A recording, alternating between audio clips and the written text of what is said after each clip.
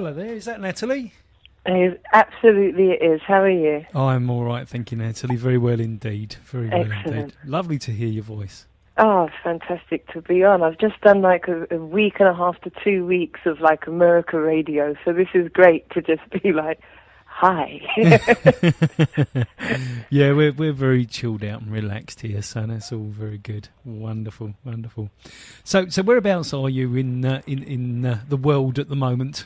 Oh, I'm at home. I'm in London, South London. Ah, right, just up the road from us then, because we're South London too. So Perfect. yeah, not too far then. That's great. Yeah. Wonderful. Well, do you mind if I start asking you a few questions? Let's go into it. That's fine. That's great. Okie dokie. Right, that's great.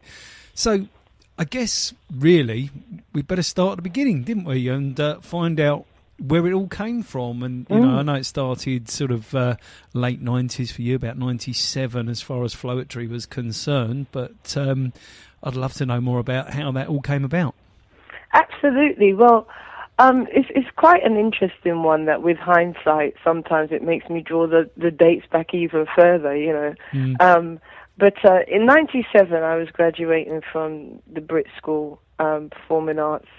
Marsha had already left Brits, and I knew that I myself became a performance poet. I found the poetry circuit, was in a performance poetry group called 3+1, and was just really deeply invested in the study of the spoken word, the melodic voice, you know, the vibration of word sound power. That was my study.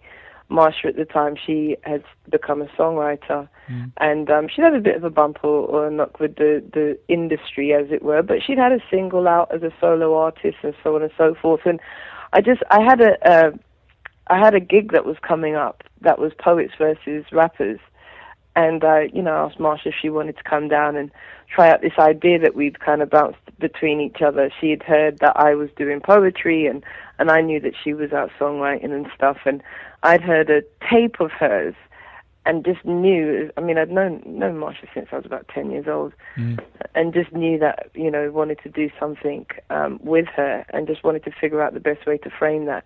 And also I wanted her to come down to the poetry spot so she could really just experience people who are just into the craft, you know? Yeah. Not so much of that kind of industry stuff, but just those who are into the craft. And literally, off of the first performance, it just took off. That was in 99, actually, was our first performance. And then 2000, back then I used to wear all the hats, management, tour management. Gives a couple of different numbers, but it's all me. And I got us over to the States and to do some poetry shows. And literally, it just catapulted along, you know, a lot of performance, a lot of doing what needed to be done at the time, but also a lot of being in the right place at the right time, walking into the House of Neo Soul at the time, you know. Jill Scott's album had just been finished, Music Soul Child's album was just being wrapped up. My first song that I ever got placed, Marsha had placed songs before that, but my first songwriting situation was on Bilal's first album, so we really fell into the heart of it all, jumped on the road with everybody, and 7 Grammy nominations and Soul Train Awards, Mercury Prize nomination later, which was only literally, we went to America in 2000, Floacist departed, well, Marsha went solo in 2006, and the first album came out in 2002, then you've got like an album 2002, 2003, 2005, so I mean, really talking about things just moving, you know, quite rapidly. But that's the journey of Floacist. And then in 2007, I found myself as a solo recording artist, which was something I was never trying to be. But that's how it went. Well, it's amazing how these things find you, even if you're not looking for them in some respects. And so the Brit School, I mean, that's just around the corner from me. My daughter actually went to the Brit School as well. But she'd have been there about 2001, I would think, something like that. So she'd have been there with a couple of my cousins. I've had family go through there. I've had 2 little cousins and niece. You know, I love that place. It's like Hogwarts. It's such an important place. Yeah, exactly. That was her sentiment of it too, and that's lovely to hear. Actually, that's fantastic. Oh, wonderful. So, what are your sort of musical idols then? You talked about rap. You talked about the musical poetry. You talked about quite a lot of that. But what were your main kind of influences musically growing up? Who did you sort of latch on to in your own? That's a great question. My influences, I mean, I'm from a Jamaican household, a British Jamaican household. Yes. So my major influences are the Bob Marley, the Burning Spears, the Alton Ellis. That's the music of. I mean, if I want to center myself, I listen to reggae music. That's my alignment. Yes. But then also, you know, I've got this fantastic time of growing up in London in the 80s. So I've got also this brilliant. I mean, right now, as you said that, the first song that jumped into my head was "Let's Dance," David Bowie. Really? Interestingly enough. Yeah. But you know, I'm very inspired by the poets of music. You know, those beings who create those moments where, the beat is amazing, the groove is outstanding, but when you really get some words on there as well that just can take it to another place. I suppose in this sense, my study of flowetry has been my whole life. So it will be those people who, when I can listen to music that actually can pick me up from a dark place or can give me some form of growth and journey, and whether, like I said, whether that be the Bob Marleys, whether that be the Fela Kutis, the Marvin Gayes, whether that be U2, you know, whether that be Sting, Police. I mean, I just really get into those who have some other dimensions that I can pull from. I love music that, you know, when my parents were in the army, I'm an army brat, so I remember us being in Hong Kong where I started school, and you know, the selection would be, we'd have like some Rodigan on the reel-to-reel, so Rodigan's got everything kind of dropping, all the big reggae music, you know, pumping out of our apartment in Hong Kong. I can and relate then, to that. Then it would be like a bit of Prince as well, you know, and then my dad might put on a bit of Ella Fitzgerald, so it's just this interesting, I think, meeting yourself culturally and understanding yourself through this music, you know. But then years later, I mean, I'm in America creating my first album with Marsha, and I put Prince Purple Rain on in my headphones at like the age of 22, and all of a sudden this album I've been listening to my whole life takes on a whole different dimension, you know. Isn't that funny how that can happen? You know? I love that. Yeah, I absolutely love that. Yeah. I get the same with Stevie. I listen again 1,000 times, and then all of a sudden I hear something I never heard before. It's amazing. Yeah. It's amazing. And I think that's when you're dealing with quality art. That's what you get. You get those dimensions that, you know, you've heard it and you've been into it, but then something that you experience or whatever occurs, and all of a sudden you've got a whole nother layer. Yeah, just a resonance, you know, that you picked up on that's new. Wonderful. That's just lovely. Wonderful to hear. So, I was going to ask you, do you remember your first public performance? You were probably quite young, I would think, but do you ever remember that? Well, my, you know, we were taped for something. We were talking about this yesterday, Mother's Day. We were having a chat about this at Mum's honouring. That's lovely. But we had a tape show that we did actually in Hong Kong, so I must have been all of 3. My sister would have been 8. My brother would have been 10. And but it was, you know, different kids from school or whatever, and there was this like Christmas taping that was being done. I can't even fully remember it, but that I would say would be that's my first tape show. But we were just laughing about this last night. I was always the narrator in school plays, and it really used to jar me because there were particular roles that I would want. And it's so funny because we're talking about the age where like all the other lines are just like, no, yes, over there. And I had 98% of the script, but I would get really annoyed sometimes, like, they always make me read the story. But so performances for me, I mean, gosh, you can go into the performances. You said public performances, though. In school, I was very heavily into that. My brother was gosh, when we were in Hong Kong, my brother had pictures hung all over the place. He was doing a bit of modelling and things like that when he was out there, and we got quite involved in the arts while we were out there. So there was a lot of performance in Hong Kong, but then it just carried on through, you Wonderful. know. That's just fantastic, and thank you for sharing that with me, including the Mother's Day thing. That's very personal, and it's very kind of you to bring that to our listeners, because that's just really nice. Thank you. That's wonderful. No worries. So, just thinking back to the times when you were sort of growing up on your music and so on. What was the sort of catapulting inspiration that made you suddenly decide that that music is a career for me? There are things that make people, like, for instance, choose the Brit School, and so on, and I just wondered whether we could sort of get underneath that a little bit. Oh, that's a great question. I literally, when I heard that the Brit School existed, I assumed it had been built for me.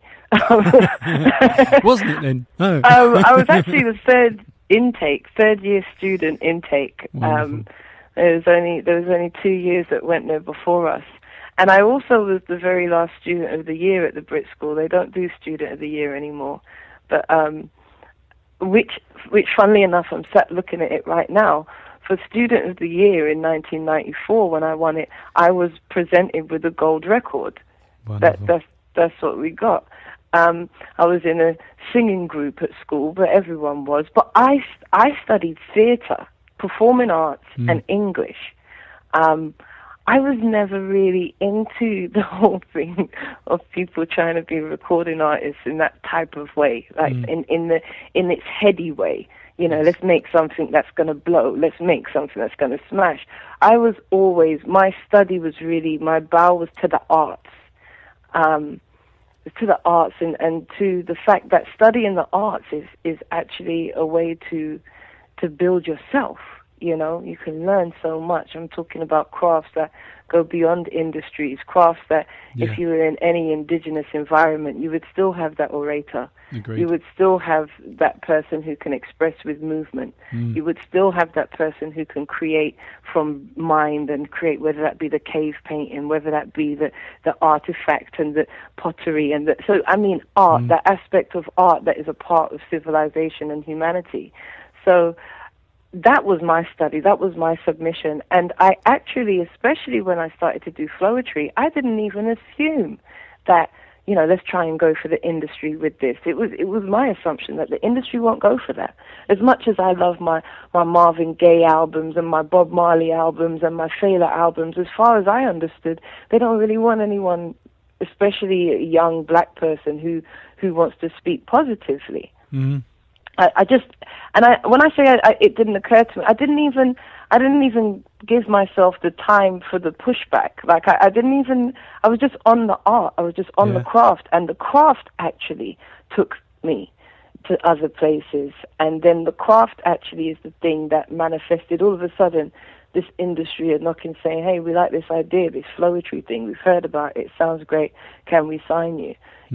Although there's a lot of journey into that point. So in terms of actually, when did I just say, okay, music is a craft for me? I've got to be honest with you. It's this album. It's actually my third solo album, my sixth product that I've actually completed, inclusive of my work in flowetry. This is the first time that I've actually been in acceptance and submission to the fact that I am a recording artist, a solo artist at that. Before that, I haven't really been thinking about music or music industry in that sense. I've really been submitted to the arts, to the craft, to the spoken word, to the vibration, to the meditation, to the vibration that, a major chord or a minor chord sends through the body and energy, and how does it connect, and those type of things, and then to, after flowetry ended, to even just kind of building myself and making sure I didn't turn a dream into a nightmare and kind of like go crazy and things like that. So really, it's I would say this album is the first time I've looked up and said that. That being said, I can also look back in hindsight, and I said to my brother yesterday, I feel like I studied to be a flowist now. If I look back in hindsight, performing arts, theatre, English, it was all building me to the point that I got to. But I'm quite refreshed and happy to say I was never really trying to get into the industry. I was trying to create something in particular. So wow. That's great. Well, it obviously worked from the sense of being, because 1.5 million record sales later, and now you're deciding that actually it might be all right to be a recording artist. Yeah. You took some convincing, Natalie, I think. Tried and true. You know what? My dad's an army man. He doesn't play around. You know what I mean? It's just very, it's all thought. You know, it's all thought. You're as good as your last game or your last battle. You know. Brilliant. So that's fantastic. So tell us about the latest album then, because I'm dying to hear about it and what your favourites are and where you were coming from. Just tell us everything. We're all ears. Well, this album's quite interesting. Rise of the Phoenix Mermaid. I came with the title came to me as not as, you know, what should I call another album. It came also as a meditation as to what cycle of my life am I in right now. So Rise of the Phoenix Mermaid is speaking onto the harmony of the polarized aspect of being a human. So whether it be, in this sense, it's represented with fire and water, but that could be your left brain, your right brain, your body, your soul. Just really in this era, I'm seeking to create harmony between the duality that is my individual self. Spiritual and physical, understood. Yeah, absolutely. And that's what the title speaks onto. The mermaid is calling onto the ancestry of water, whether that be that we're all born from water in the womb, whether that be the journey from, you know, the ocean onto land, and then the phoenix represents those baptisms of fire that we journey through, but a metaphor. And when you heat the water, it rises. So that's the kind of quantum physics within the title. But this project, with this level of acceptance and submission, has been the first album that I've been so prepared to manifest. And I also had quite a Sankofa experience in the sense of when Floetry had first ended, when Marsha went solo, I still had songs in my head, which was actually quite surprising to me. I expected to still have lyric and word, but the melodies were still there and melody lines. And I made some songs in 2007 that were very much in my heart, the next Floetry album. Yeah. But they, you know, it didn't get to come to be, and I was kind of at peace with it. And so when 2013 comes around and I have an opportunity to record a new album, which I personally as an artist, I never expect. I don't think that just because you've put out one, now you should expect that there should be another one. I think you should make every album as if it's your last, and I think you should make every album as if it's your first. So I had a situation come back around with Shanaki, who I've been partnering with over these years, and I thought, you know, in fact, my nephew sat me down, actually gave me a good talking to about some old songs that he really loves and that he thinks that I should still use. And so I picked up a couple of those songs that I'd recorded in 2007 that I thought really deserved to be shared. Those were reapproached. I also had some songs I'd written at the top of the year, and I had a couple of poems that I knew that I wanted to put through the poetic delivery, musical intent ethos. So at the end of 2013, I get into the studio with my dear friend Krista Davis, Big Dog. We take 2 weeks and we knock this album out. I went in knowing what songs. We recorded 13 songs. We didn't record 50 songs and pick 13. We recorded 13 like songs. That's good. Yeah, and the track listing is actually in the order that the songs were recorded. So it's a very organic experience in that type of way that we were able to storytell together. Each day we come in, okay, where are we going today? Where are we going today?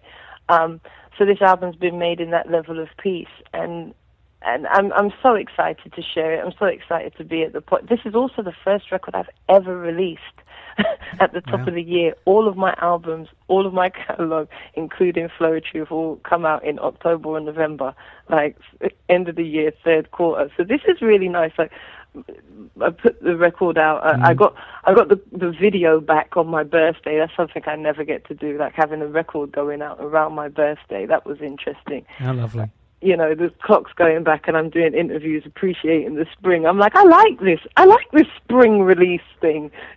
It's great, you know, it's rejuvenating. It's a new beginning and an old beginning, if you like. Definitely, absolutely. Yeah. Wonderful. That's really beautiful. So, I mean, we've had the Rise of the Phoenix Mermaid tracks from that on rotation, and they've been very well received. Very much enjoyed them.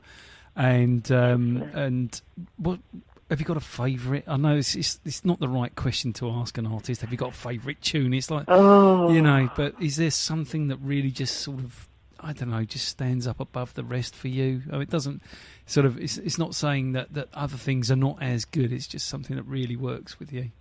You know, I'll say this because I definitely don't have a favorite on the album. I definitely, as a piece, am very happy with everything and could tell you a story about each song that would probably last an hour. However, that being said, recently what I can say is I find myself sometimes like on it. There's something about the message in On It. I listen to On It, not so much so like it's my song. Right. I listen to it. I kind of try and learn from the song. I'm actually very proud of Omeo and Woman as well. That for the purpose of them. When I got to Broken Heart, which was track 10, you know, label were cool with me stopping at 10, and I was like, no, there's really 13. You know, I'm not pushing, I'm not trying to, but there's really 13. And the last 3 songs have got so much to do with my actual personal spiritual journey and growth, strength, alignments, that I'm really, really proud of them being a part. I literally said, if I don't make these last 3 songs, I'm not being honest about where my artistry is and what's important to me and how I grow. So those last 3 songs are very important in that sense. But that being said, I really do love the flow of the record. Very sincere, very nice. Yeah, I mean, what I'm going to have to do now, Natalie, is I'm going to have to listen to the album in song order now, so that I go on that journey with you before the feature, because that's got a. Now I know that, and you shared that with me, and thank you for that. I can now take that away, and I can go through those lyrics and go on that journey with you. What have you got coming up? Have you got any plans for gigging? Have you got what's happening there? Yes, I'm actually putting together a couple of nights for the Jazz Cafe in June. Wow, I love the Jazz Cafe. I love the Jazz Cafe, and I've had some really exceptional experiences there in both Floetry and as the Floacist. So that's what I really love about it. I love celebrating the past, you know, and embracing everything, and then being able to deal with that journeying. This will be the first time that I'll be looking to really more so launch. I'll be doing a show here, and then I'll go wherever else. I really want to share with the people that I've come from. So, and yeah, there'll be some gigging. I know I'll be out in the States towards the end of summer as well. But also, what's been really refreshing about this journey is, say for instance yesterday, Mother's Day, you know, the day started, my nephew had his last game in his football league, and they won the plate, so they won the cup and the plate this year. He's 11 years old. I got to be on the sideline watching that in the morning. Then we came home and, you know, had a barbecue for Mum with my whole family, and literally as I've packed the last plate in the dishwasher, the phones rang and I've gone on an interview. And I'm so enjoying the reality that everything can exist in harmony, that for me now it's not just a case of record out and how do I get to tour and how do I get to this and how do I get to that. It's how do I make sure that I'm where I'm supposed to be. So I'm with my niece, and she's just about to turn 21, such an important time in her life. How do I make sure that I'm there for her and I can do everything else, you know? And that's what's really beautiful. So there are definitely things in plan and in route for touring, getting out on the road and following through with all of the processes that one does when you put out a record. but there's also such a beautiful time of being Wow. amongst, and that affects me as a poet. You know, I have to live in order to write, so I have to have a balance of that. Yeah, I mean, it seems that there is an element of things outside of just personal experience in the lyrics, and that's lovely, because a lot of people just write purely from that personal experience level, but there is another layer, I think, with Floetry, and I think people relate to that in a big way. I was at Music Connects only a few weeks back. There was a showcase there with a lot of artists, and Monique, the compere on stage, mentioned Floetry, and the whole place went, yeah, you know, like that, and it was, you know, it was lovely. You know, the recognition there from Beautiful. an audience that had come obviously to see other performers, but the recognition of Floetry was there the minute that Monique said it on stage. Literally everybody in the audience just said yes, you know. Fantastic. How lovely. And it's things like that, I think, that that really pinpoint the success, if you like, of something, you know. It's that, you know, you talk about the organic sort of putting together an album. You talk about, you know, the resonance with people. Well, it's definitely there, because audiences don't react like that unless they really mean it, you know, from the heart. It's lovely. So I thought I'd share that with you, because it stuck in my mind, and I thought, well, you know, I'll definitely share that, because, you know, I think it's nice to know. No, it's lovely to know. Thank you. It's amazing to be. I'm at a time now where people say to me, you know, I've grown up listening to your music, and that's really intriguing. Like, I've grown up listening to your music. Isn't that lovely? Have I grown up yet? You know, I'm not going to admit it. I was somebody else growing up listening to it, but it's really beautiful. It's fantastic. So no, thank you for sharing that. That's wonderful. So I was going to ask you if there's anything you'd like to say to our listeners. Point them at your social media, tell them where to go buy your music and find out more. Please do so right now. Okay. Well, first and foremost, to your listeners, to your viewership, I'd just like to say, you know, pure love and energy, and thanks unto anybody who's been journeying over this time and sharing support. It really isn't wasted or lost. And greetings to anybody who this is brand new and who the hell is this person talking. I'd also like to let you guys know that you can find me on the online. You can catch me over at Facebook. Just search the Floacist. Also on Twitter, it's _Floacist on Twitter. That's FLOACIST. And to catch up with me and my craft, you can find my brand new album, Rise of the Phoenix Mermaid, at iTunes. You can also get physical copies from Amazon.co.uk. And, you know, it's always good to check out those CD bars and the independent spaces that are holding music, because as an independent artist, that's where our support is in this dwindling world of physical copies. But, yeah, so that's where you can find me. Yeah, we also carry the links that take them to the various places when we play your tunes to pick them up. So we'll make sure that we cover that off as well.